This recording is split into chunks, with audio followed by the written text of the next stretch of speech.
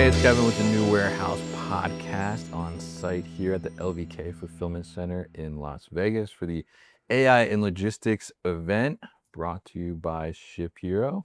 And now I'm going to be joined by one of the speakers of the event today. I just saw him speak a little bit ago. Graham Hillhouse is the COO at Famoso. So Graham, happy to sit down with you. Yeah, thanks for having me. Tell us a little bit about Famoso. Yeah, Famoso is a turnkey e-commerce and operations, merchandising operations company, mainly operating in the entertainment industry. Okay. So we have a lot of clients that are musicians, bands, podcasters, YouTubers, etc. People making kind of waves in the entertainment industry. And we started as a 3PL, so that's kind of in our bones is shipping stuff. Yeah. We do a lot of shipping stuff still, and that is and has been our bread and butter, and a lot of the reason why we have the clients that we have. We started expanding into more full service offerings, so web development, customer service, production, that kind of thing. So basically anything but playing the guitar. We really try not to be the creative force behind all of this, but we are able to help execute and implement creative visions. And so we get to push a lot of the buttons behind the scenes and let our clients kind of shine. That's our MO is behind the scenes support and behind the scenes operations for those types of clients. All right, very interesting there. And a podcaster, you said we may have to Yeah. do this. I don't Podcast merch. definitely. So now tell us, you gave a talk today about like not procrastinating on going after AI, right? And this event that we're at here today is all about AI and utilizing it in the logistics space. So tell us a little bit about how you look at AI when it comes to your operations and your business. So, I have, these grand visions of the future and how it will affect us, but right now, the way it's affecting us is it's making everyone in our organization marginally better at their job without any work, basically. Without much need for toiling labor to get these marginal gains. It's really just trying, and it turns out if you put a super intelligence in the hands of basically anyone, that you're going to see some gains. And that's kind of how we're thinking about it is we need to get this in the hands of our people so they can start achieving marginal gains, and then organizationally we start seeing those add up. And that's how I see that AI procrastination piece is if you're waiting, you're falling behind and at a really rapid pace, which is scary because we all have competitors in this space. It's a competitive industry, and even becoming commodified itself. So your competitors that do see these marginal gains are going to eat your lunch.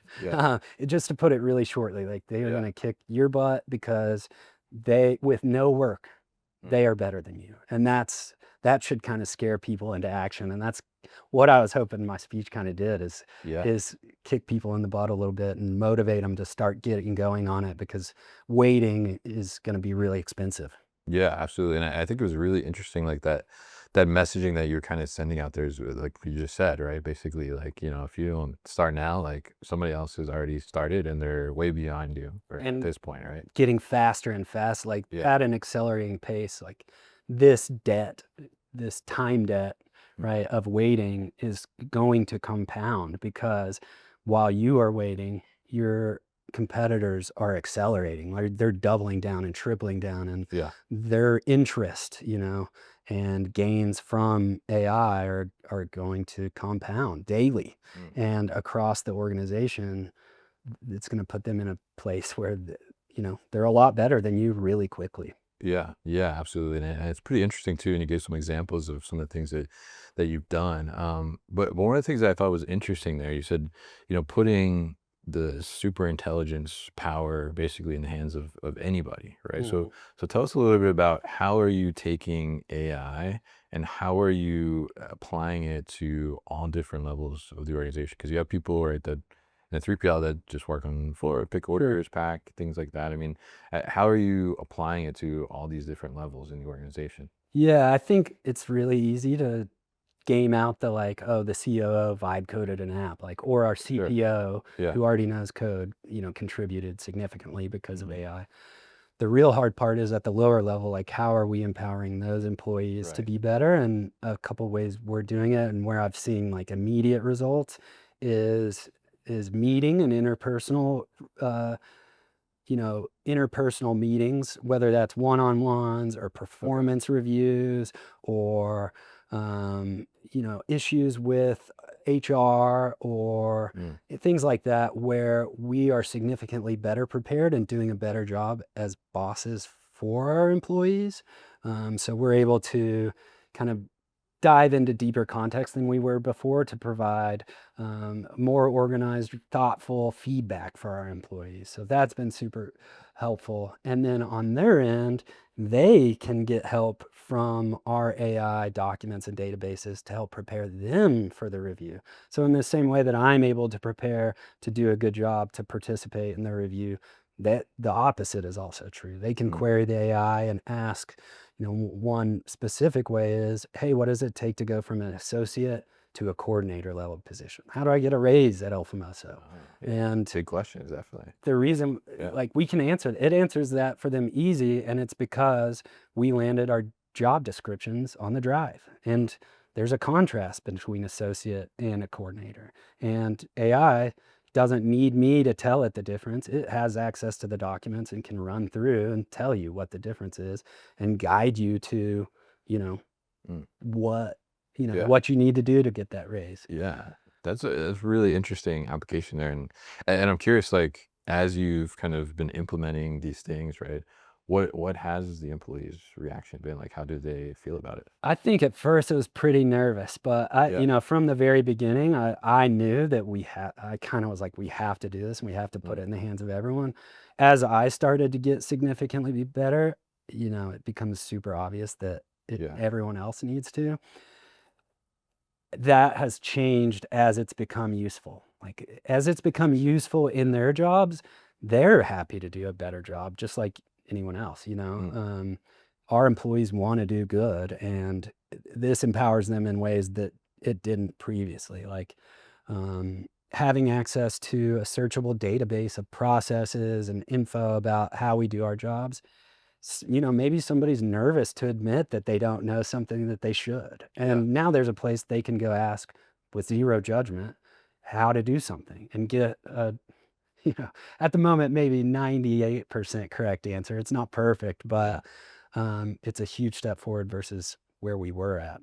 Mm. So, yeah, like once they became empowered to do a better job and feel good about it using a tool like AI, then it kind of flipped itself on the head, and everyone wants to use it to solve their issue. Yeah. Yeah. Very interesting, and yeah, I mean, I can imagine, like you said at the beginning, there's some nervousness, right? 'Cause Yeah. there's a lot of discussion, obviously around AI and what does that do for the human worker, right? And the work that they're doing. So what do you see like is the balance there between the human labor aspect and this super intelligence aspect? Yeah, I think one thing that is immediately clear is that like super intelligence is not ready to pick orders. And that's a lot of what we Sure. do, right? So immediately, I don't think that there's much threat to that. I do Mm. think that it's going to start doing a lot of these coordinating tasks and, reading this document, answering this question via email. Yeah. Um, that being said, it's empowering people in ways that keeps them valuable to our organization beyond their ability to coordinate. So now, they're marginally better than they were previously as a coordinator. And so Mm. now they can do things they couldn't have before. Right. And it's at the moment, it's super empowering in our organization. Where it's headed, I think we'll see it replace some people, people's Yeah. jobs. Like I already see that happening, like, it's doing a good job of stuff that we pay people to do, Mm. so that's gonna happen. I just Yeah. it's hard to say how quickly and at what rate and exact what situation. Which way, yeah. None of it, we haven't replaced anyone with AI. We've just made a lot of people, better. Yeah, he's just kind of giving them superpowers. Yeah, It's no, made 100%. them more productive. So you gave some examples in your talk today too about like some of the things that you've done with AI. You talked about one of them already, the kind of the one-on-one interactions and better preparing for those meetings with your staff and employees. But what's like your favorite thing that you've done so far with AI?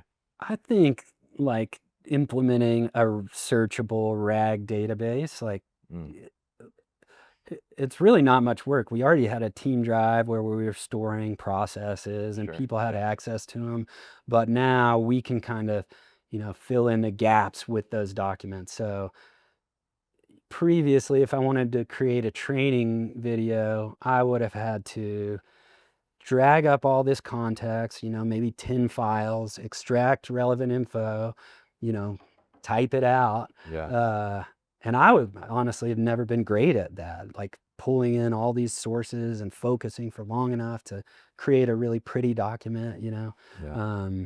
But now an LLM has access to all this data and can like take that and build it for you. So if it has the knowledge of how it's done, it can convert that into training info. And one specific example is we might have an SOP on how to pick, Okay. but what if this person is brand new? They're a temp worker or something. Like, how are we onboarding them? We can just ask, hey, provide. AI knows what a temp worker is and that it Mm. may need to be simplified. I can say, hey, provide a SOP but for a temp worker, and it says, oh, Oh, a temp worker is somebody who might not know as much, and we might need to pare down the SOP. I didn't have to do any other work than ask. It has the SOP and it can convert it into a usable printout in 15 seconds yeah. and, a quick glance and perfect.